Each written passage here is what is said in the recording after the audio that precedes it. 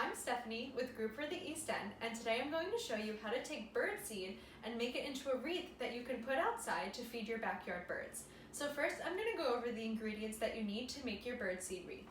Over here we have a packet of agar-agar melted in half a cup of water. You can use gelatin, but we chose to use agar-agar, which is the vegan alternative. Then we have 3/4 cup of flour over here. We have, we're going to be adding 3 tablespoons of light corn syrup. We are going to be adding 4 cups of birdseed and then dried fruits. So we decided to use dried cranberries today, but you can use any sort of dried fruit as long as there's no sugar added. And then we'll be putting it inside a standard size bundt pan that has been sprayed with cooking spray. But if you don't have one of those, or if you want to make multiple of these, you can get these cool reusable silicone bundt pans that make really sweet ornaments that you could put on an outdoor tree, or you can give them out as gifts. And then lastly, we'll be using twine to hang these up. But if you're doing this around the holidays, you can easily get some holiday ribbon. Just make sure to reinforce it so that these don't fall off the tree. Okay, so your first step is to take your dissolved gelatin or agar-agar and pour it into your bowl. You can also put it directly in the bowl and use a large mixing bowl just to mix this all together. We just thought it would be easier this way. Then you're going to take your flour and drop that in the bowl too. This is 3/4 cup. And then you're going to put in 3 tablespoons of light corn syrup. So I'm going to do that and come back. So here's what the paste should look like when you're done mixing. As you can see, it's a pretty glue-like consistency. So next I'm going to add 4 cups of birdseed to this bowl.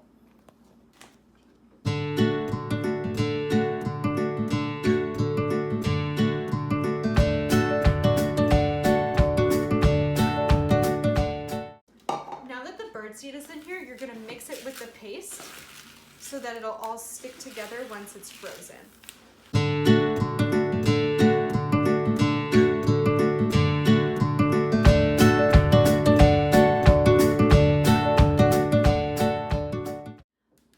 So this is what it looks like when it's been sufficiently mixed in with that paste. So now I'm going to add this to our bundt pan over here. Now we've already sprayed it with cooking spray. You can kind of see it gathering. If you haven't done that yet, this is the time to do it.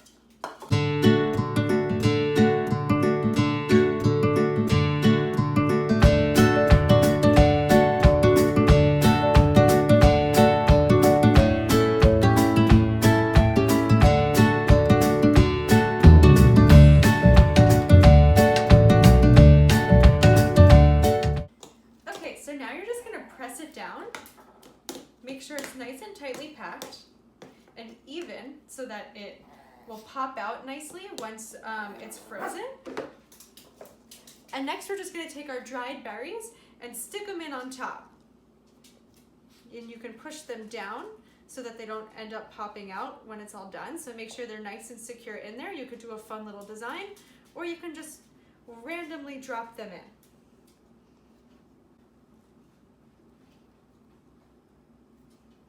And there you go. We're just going to take this. You can put it in your freezer if it's warm outside, or if it's cold outside, like near freezing, put it in your backyard, on your porch, and then it'll freeze overnight and you can pop it out and tie a ribbon around it.